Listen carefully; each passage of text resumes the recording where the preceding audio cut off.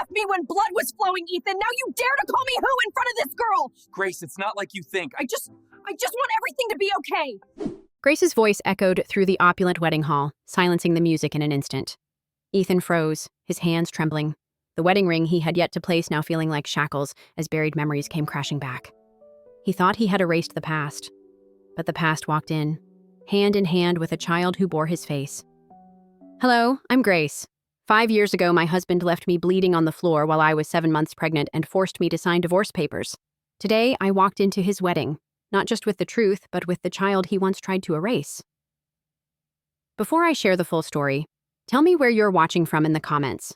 Hit like and subscribe if you've ever overcome hardship. Trust me, you'll want to hear what happens next. I never saw it coming.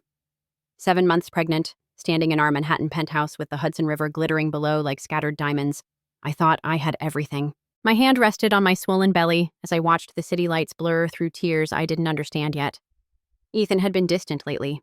The man who once traced poetry on my skin with his fingertips now barely looked at me. His phone calls stretched late into the night, always in his study, always with the door locked.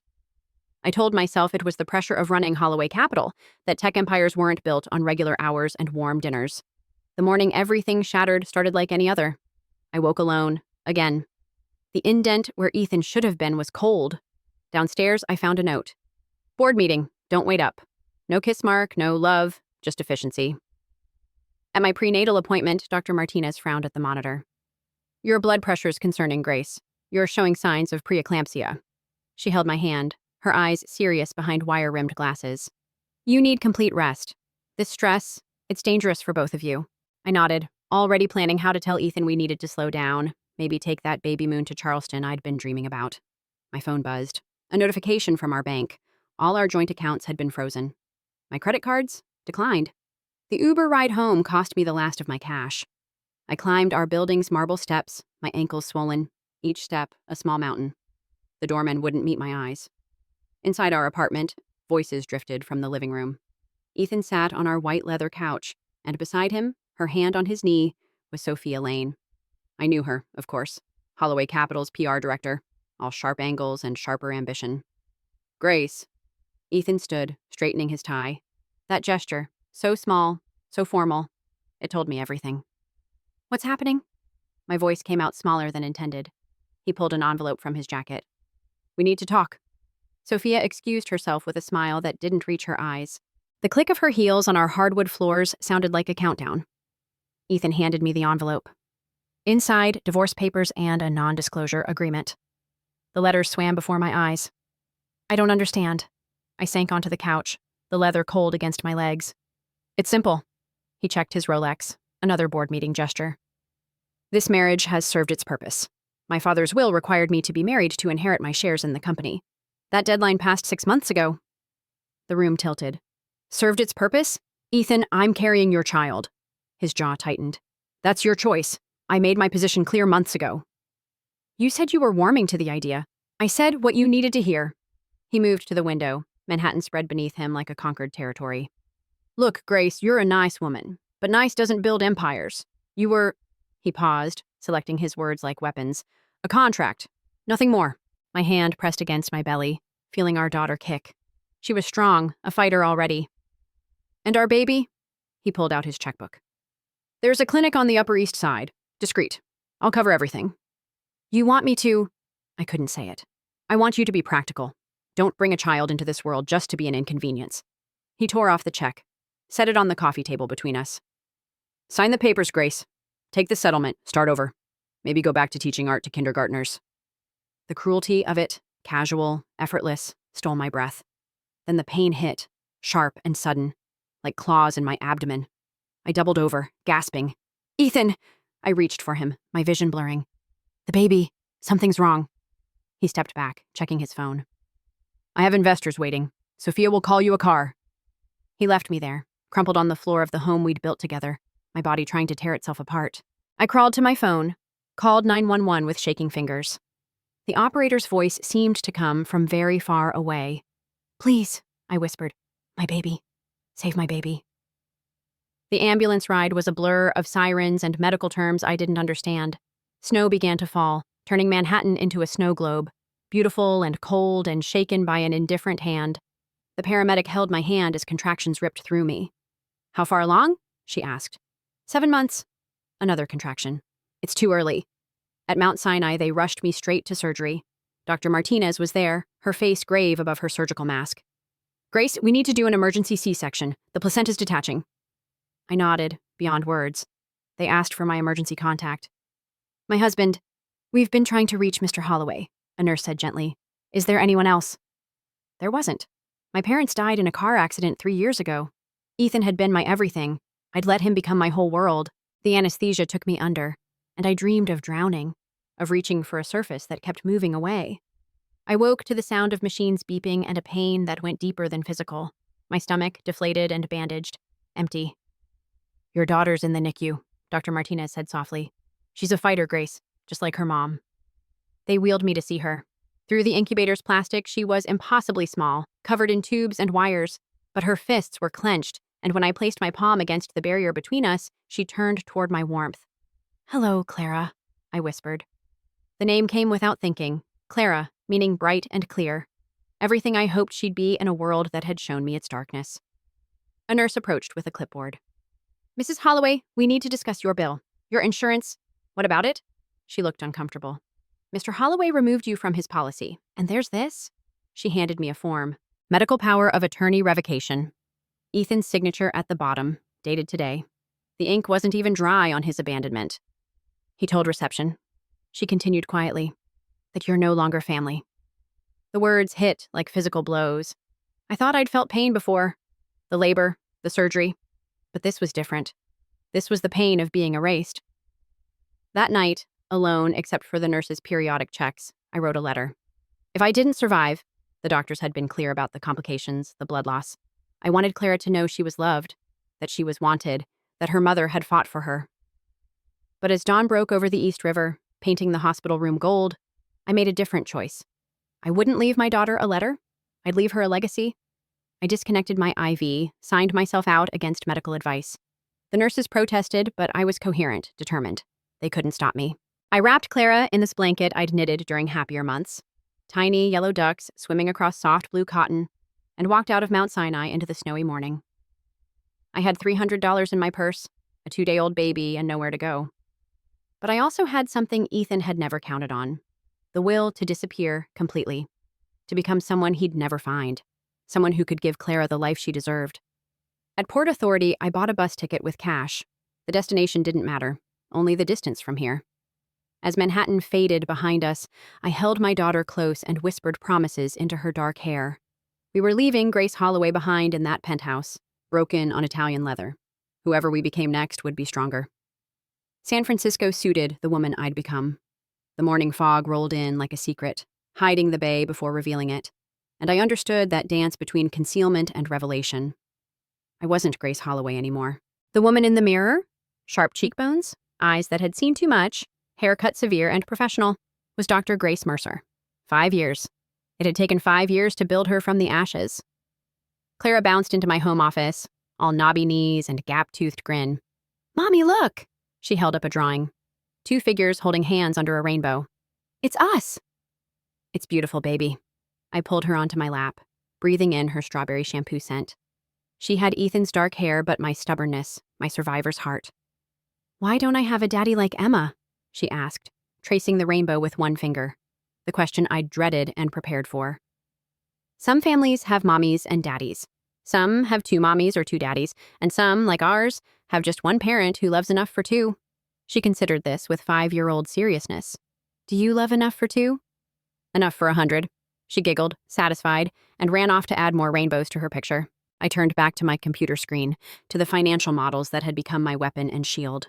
Mercer Equity Group occupied a small office in the financial district, but our impact was anything but small. We specialized in saving companies that larger firms tried to destroy through hostile takeovers and predatory practices. Companies like Ethan's. My phone rang. "Dr. Mercer, it's James Chen from Chen Technologies. They are moving against us. Holloway Capital just announced their intention to acquire." My blood chilled. I'd been tracking Ethan's empire for years, watching him swallow smaller companies, destroy livelihoods, build his fortune on others' ruins. But this was the first time our paths threatened to cross. "Send me everything," I said. We'll fight this. That night, after Clara was asleep, I stood on my small balcony overlooking the bay. The city sparkled, full of dreams and broken promises. My phone buzzed. A news alert. Tech billionaire Ethan Holloway to wed PR executive Sophia Lane in Society Wedding of the Year. The accompanying photo showed them at a charity gala. Ethan looked older, harder. Success had sharpened him into something cold and gleaming. Sophia hung on his arm like an expensive accessory. I should have felt nothing. I'd spent years building walls around that part of my heart. But seeing them there, planning their future while he'd never even asked if his daughter survived, rage bloomed in my chest like a dark flower. My laptop held 5 years of meticulous work. Every questionable deal, every SEC violation, every bribe disguised as consulting fees. I'd gathered it all, waiting for the right moment. Perhaps that moment had arrived. A knock at my door made me jump. Mrs. Chen from next door stood in the hallway holding Clara's hand. My daughter was crying, pajamas soaked. Nightmare, Mrs. Chen explained. She was calling for you. I scooped Clara up, her small body shaking. What did you dream, baby? The bad man, she hiccuped. He tried to take me away from you. My blood turned to ice. She couldn't know about Ethan, couldn't have inherited my fears through some genetic memory? Could she? No one's taking you anywhere, I promised, carrying her to my bed. You're safe. You're mine. She curled against me, and I stayed awake watching her breathe, planning. The old Grace would have kept running, kept hiding. But Dr. Grace Mercer had learned that sometimes the only way forward was through. By morning, my decision was made. I called my assistant. Catherine, clear my calendar for next weekend. I have a wedding to attend. The Fairmont San Francisco had been transformed into a wonderland of white orchids and twinkling lights. Tech executives mingled with senators, champagne flowed like water, and string quartets played in every corner. It was excessive, even by billionaire standards. I stood outside the main ballroom, adjusting Clara's flower crown. She wore a simple navy dress that matched mine. Elegant, understated, the opposite of everything inside. My hands weren't shaking. 5 years of boardroom battles had taught me to lock my nerves away. Remember what we practiced? I asked Clara. She nodded solemnly. Stay close. Be polite. Don't talk to strangers. I kissed her forehead. That's my brave girl. The doors opened and we walked into Ethan's world. Heads turned, not recognizing me, but wondering who dared arrive late to the ceremony of the year. I'd timed it perfectly. The officiant was asking if anyone objected. I do. My voice carried across the ballroom like a bell. Ethan turned from the altar, and I watched recognition dawn across his face like a horrible sunrise. I'm sorry to interrupt, I continued, walking down the aisle with Clara's hand in mine. But I thought the bride should know she's marrying a man who abandoned his pregnant wife and tried to coerce her into an abortion. Gasps rippled through the crowd. Phones appeared, recording. Someone was live streaming. I'd counted on that. Grace? Ethan's voice cracked. His eyes fixed on Clara, on the daughter he'd never wanted to see. What are you? How dare you? How dare I? I laughed, and it wasn't a pretty sound. How dare I survive? How dare I raise the child you called an inconvenience? How dare I become someone you couldn't destroy? Sophia stood frozen in her $10,000 dress, mascara beginning to run. Ethan, who is this? His wife, I said. His first wife. The practice run, the contract he fulfilled to get his inheritance. Security! Ethan barked, but no one moved. The story was too good. The drama too compelling. His carefully curated image was cracking in real time. I knelt beside Clara, whispered in her ear. She nodded and walked to the string quartet, sitting quietly by the cellist. Safe, visible, away from what came next. You want to know the best part? I stood, smoothing my dress. While you were building your empire on lies and laundered money, I was taking notes. Every transaction, every bribe, every SEC violation. His face went white. You don't know what you're talking about. Offshore accounts in the Caymans? The congressman you paid off to kill the antitrust investigation? The pension funds you raided? I pulled out my phone. It's all here, and about 10 minutes ago, it all went to the FBI. The ballroom doors burst open. Federal agents flooded in, badges gleaming. Ethan Holloway, you're under arrest for securities fraud, money laundering, and racketeering. The scene exploded into chaos. Guests scrambled back, cameras flashed, Sophia screamed. But I kept my eyes on Ethan as they cuffed him, as they read him his rights in front of everyone who'd ever mattered to him. You planned this, he snarled as they led him past me. You vindictive. I protected myself, I corrected, and I protected others from you. That's not vindication. That's justice. Clara appeared at my side, slipping her small hand into mine. Ethan's eyes fixed on her, and for just a moment, I saw something crack in his expression. Recognition of what he'd thrown away, perhaps. Or maybe just anger at another asset out of reach. Then he was gone, ducked into a federal sedan, and we stood in a ballroom full of shattered champagne flutes and broken dreams. Is that the bad man from my dreams? Clara asked quietly. I knelt to her level. Not anymore, baby. He can't hurt anyone now. We left the way we'd come, heads high, past the cameras and the whispers. The fog was rolling in from the bay, swallowing the city in gray. It felt like benediction. The federal courthouse in Lower Manhattan felt like a tomb. 6 months had passed since the wedding. 6 months of depositions and evidence and watching Ethan's empire crumble on the evening news. Now came the hard part, facing him again. I sat in the witness preparation room, hands folded in my lap. My lawyer, Janet Morrison, reviewed notes beside me. Through the window, protesters gathered, former employees of companies Ethan had destroyed, investors he'd defrauded. They held signs, justice for the forgotten. He's requesting a meeting, Janet said, in private, before your testimony. No. He's offering information, names of co-conspirators in exchange for what? Leniency? Access to Clara? I stood, pacing to the window. The answer is no. Grace, Janet's voice gentled. You've won. His assets are frozen, his reputation destroyed. What he's offering could help prosecute dozens of others like him. I thought of all the Grace Holloways out there, abandoned and broken by men who thought power meant permission. Set the meeting, but Clara stays out of it. The conference room was sterile, fluorescent lights humming. Ethan sat shackled at the metal table, orange jumpsuit replacing Armani. Prison had aged him, gray threading through his hair, lines carved deep around his mouth. Grace. He tried for his old commanding tone, but it came out hollow. You look well. I am well. I sat across from him, Janet beside me. Say what you need to say. I want to see her. Clara. No. She's my daughter. Biologically. The word came out sharp as glass. You terminated your parental rights the night you left me bleeding on our living room floor. You announced to a hospital that I wasn't your family while I was dying. His hands clenched. I was the pressure. You don't understand what it was like. I understand exactly what it was like. I leaned forward. I understand choosing money over humanity. I understand treating people as contracts. I understand because I spent 5 years studying you, Ethan, learning your methods so I could dismantle them. This isn't revenge. I pulled out my phone, showed him a photo. Clara at her kindergarten graduation, beaming. This is protection. She's happy. She's whole. She's everything you never wanted her to be. His face crumpled. For the first time, I saw past the armor to the emptiness beneath. I dream about that night, about what I said. Good. Grace, please. I'll give you everything. Every name, every crime. Just let me.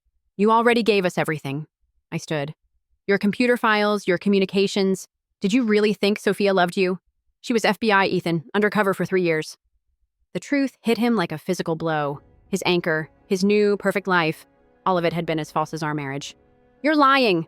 Janet slid a file across the table. Photos of Sophia, real name Agent Sarah Martinez, at Quantico. At her badge ceremony, receiving commendations for previous undercover operations.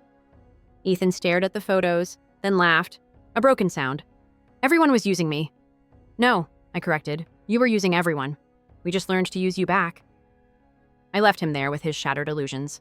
In the hallway, I ran into someone unexpected. Eleanor Holloway, Ethan's mother. She looked older, fragile in her grief. Grace? Her voice wavered. I heard you were here. Part of me wanted to walk past. She'd known what her son was, had helped create him with her cold ambitions and conditional love, but something in her eyes stopped me. Eleanor. I need you to know. She pulled an envelope from her purse. I tried to help. When I learned what Ethan did, I tried to find you. Inside the envelope, documents. Wire transfers to a scholarship fund. The fund that had paid for my Harvard MBA, that had given me the tools to rebuild. I stared at the papers, pieces of my life's puzzle suddenly fitting together. Why? I whispered. Because I failed him. Tears tracked down her carefully made-up face.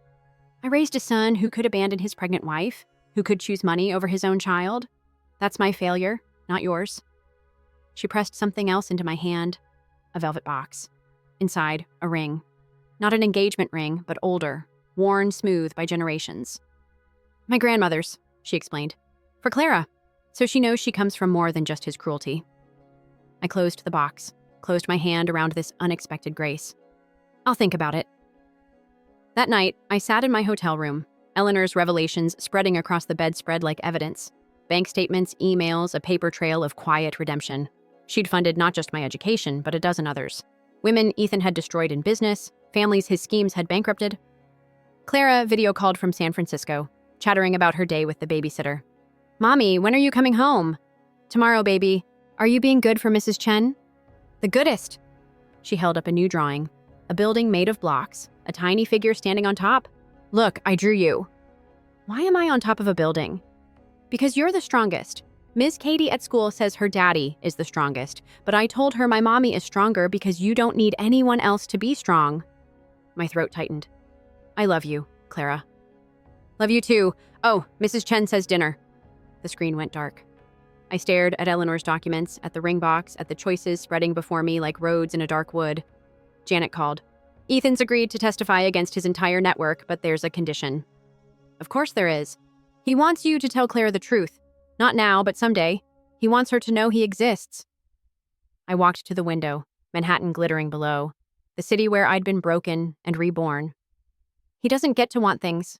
No, Janet agreed. But you do. What do you want, Grace? What did I want? For 5 years, the answer had been simple. Justice. Safety. A life where Clara never knew the pain of rejection. But now, with Ethan caged and his empire in ruins, I faced a harder question. What came after victory? I want to go home, I said finally. I want to raise my daughter without looking over my shoulder. I want to build instead of destroy. Then let's make that happen. The next morning, I testified for 6 hours.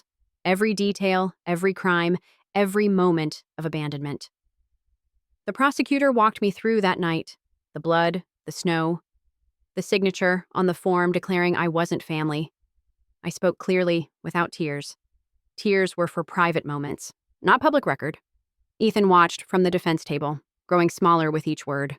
When I described Clara's premature birth, her fight for life while he fought for his IPO, something in him seemed to finally break beyond repair. No further questions, the prosecutor said. As I stepped down, I passed Ethan one last time. He reached out, not touching, just extending his hand like a question. Tell her, he started. I'll tell her the truth, I said quietly. That her mother loved her enough for 2 people. That she comes from complicated people who made choices. That she gets to make better ones. His hand dropped. I'm sorry. 2 words. They should have meant everything. Instead, they were just sounds in a courtroom, witnessed by strangers, too late to matter. I walked out into the Manhattan afternoon. Eleanor waited by a car, hope and hesitation warring on her face. Would you like to have coffee? She asked. I could tell you about Clara's heritage, the parts that aren't tainted. I thought of my daughter's drawings, her questions about family trees and where she came from. Maybe some shadows needed light more than burial. 1 hour, I agreed. And you pay. Her smile was watery, but real. I've been paying for years, Grace. Coffee's the least I can do. 6 weeks later, the trial resumed for closing arguments. Ethan had pled guilty to 37 federal charges, but the sentencing phase still required ceremony. The courthouse steps teemed with media, all wanting the final chapter of the billionaire's fall. I hadn't planned to attend. My testimony was done, my part played. But that morning, Clara had asked about the bad man again. Is he sorry? She wanted to know, serious over her pancakes. I think he might be. Good. She'd nodded decisively. Miss Katie's mom says being sorry is the first step to being better. 5-year-old wisdom. It made me reconsider.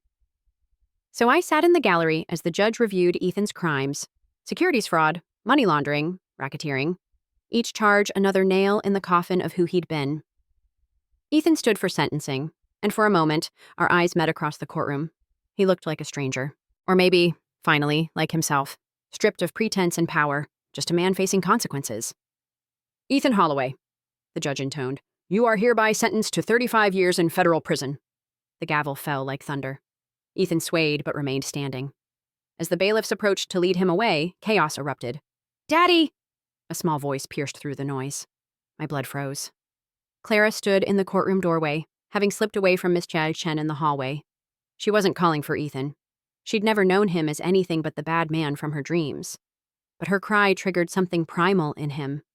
He turned, saw her there, dark hair like his, my stubborn chin, alive and bright, and everything he'd tried to erase. His face crumbled completely. "I'm sorry," he said, loud enough for the courtroom to hear. "I'm so sorry, baby girl." Clara pressed against my leg as I reached her, confused by the stranger's tears. "Why is he sad, Mommy?" "Because he made bad choices," I said simply, lifting her up. "And sometimes when we make bad choices, we feel sad about them later." She considered this. "Can he make good choices now?" The judge, the lawyers, the entire courtroom seemed to hold its breath. Even the bailiffs paused. "Maybe," I said finally. "In his own way." I carried Clara out as they led Ethan away. In the hallway, reporters swarmed, but I kept walking. This wasn't their story anymore. It was ours to finish. Outside, Eleanor waited with a car. She'd become an unexpected constant these past weeks, sharing stories of the Holloway women before they'd been twisted by wealth and ambition. Clara had taken to calling her Grandma Eleanor, and I hadn't corrected her. "Home?" Eleanor asked. "Not yet." I had one more stop. We drove to Central Park, to a bench overlooking the reservoir. The same bench where Ethan had proposed 7 years ago when I'd believed in his lies and my own fairy tale. Clara ran ahead, chasing pigeons, while Eleanor and I sat in companionable silence. "What will you tell her?" Eleanor asked eventually. "When she's older?" "The truth. That her father lost his way so completely that he couldn't find his way back to us. That sometimes love isn't enough if it's not paired with kindness." "And if she wants to see him? When she's older?" I watched my daughter laugh, carefree and whole. "Then we'll cross that bridge together, but not as victims, as survivors who got to choose our own ending." Eleanor pulled out an envelope. "I've been thinking. The family trust. There's Clara's portion. Ethan can't touch it from prison, and I want to make sure. We don't need. It's not about need." She pressed the envelope into my hands. "It's about her birthright. Let her choose what to do with it when she's old enough. Donate it, burn it, build something beautiful. Let it be her choice." I accepted the envelope, this last piece of a complicated inheritance. "Thank you." Clara ran back, breathless and bright. "Mommy, look!" She held up a feather, ordinary and perfect. "Can we keep it?" "Of course, baby." She climbed into my lap, and we sat there. 3 generations of women finding their way forward. The city hummed around us, full of stories ending and beginning. Charleston embraced us like an old friend. 6 months after the trial, Clara and I stood on Folly Beach, bare feet in the sand, watching the sun melt into the Atlantic. The house behind us wasn't grand, just a cottage with good bones and a view of forever. But it was ours, bought with my own money, built on my own terms. "Mommy, watch!" Clara shrieked, chasing waves, her laughter mixing with the gulls' cries. I'd wondered if victory would feel hollow, if destroying Ethan would leave me empty, defined only by opposition. But watching Clara dance in the foam, I understood. I hadn't destroyed him. I'd simply refused to let him destroy us. My phone buzzed. A text from my assistant about tomorrow's speech. I'd been invited to give a TED Talk, Building Empires Without Breaking Souls. The irony wasn't lost on me. The woman who'd brought down a billionaire teaching others about ethical success. "Miss Grace," our neighbor, Mrs. Patterson, waved from her porch. "Y'all coming to the barbecue Saturday?" "Wouldn't miss it." This was our life now. Neighborhood barbecues and school bake sales.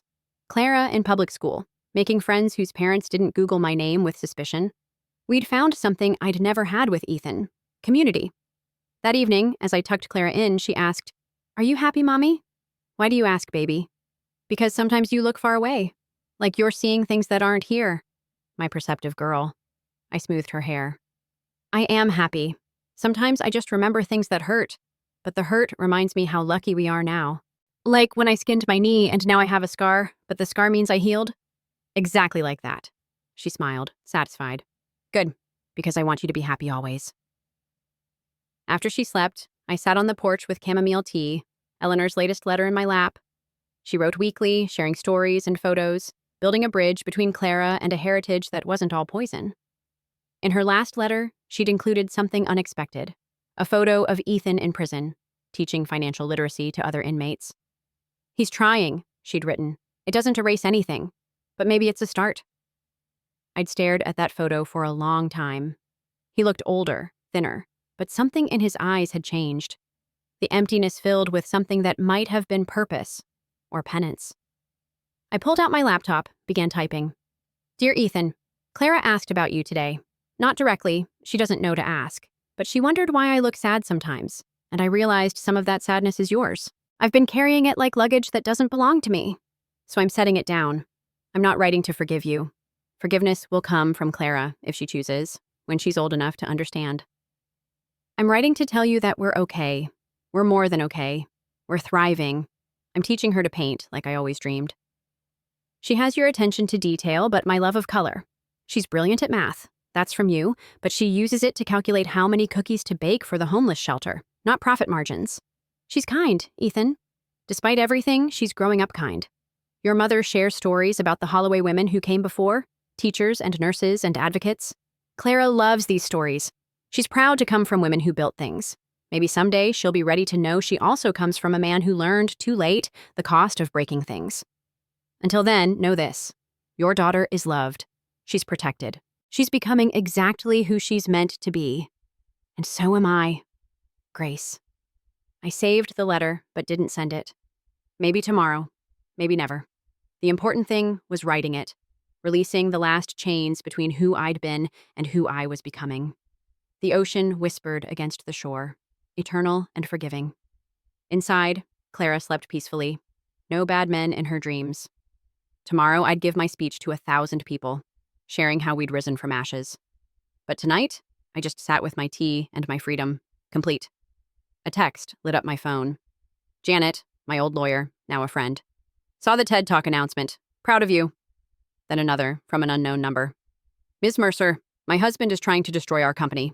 I heard what you did. Can you help? I smiled, seeing my future spread before me like the ocean. Vast, powerful, full of possibility. Mercer Equity Group had become more than a business. It was a lifeline for those facing their own Ethans. We'd helped dozens of companies survive hostile takeovers, saved hundreds of jobs. Each victory a small redemption. Mommy? Clara stood in the doorway, rubbing sleepy eyes. Can't sleep. Come here, baby. She crawled into my lap, warm and soft. We rocked on the porch swing, watching stars appear over the water. Tell me a story, she murmured. What kind of story? About a princess who saves herself. I smiled into her hair. Once upon a time, there was a woman who thought she needed a prince to complete her story. But when the prince turned out to be a dragon in disguise, she learned something important. What? Clara asked, already drifting back toward sleep. She learned she had her own wings all along. She just needed to remember how to fly.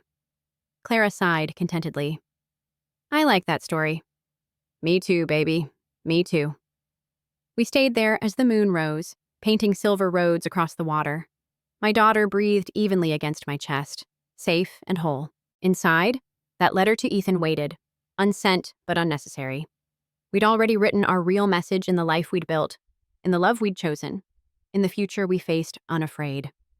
Some stories end with weddings, some with revenge, but ours ended with something better. Two hearts, healed and whole, ready for whatever came next. And that was enough. More than enough. It was everything. Never let betrayal define you. Strength isn't in revenge. It's in rebuilding, rising stronger, and protecting what truly matters. If life breaks you, don't stay shattered. Gather the pieces and create something unbreakable. Your worth isn't decided by who leaves, but by how you choose to rise.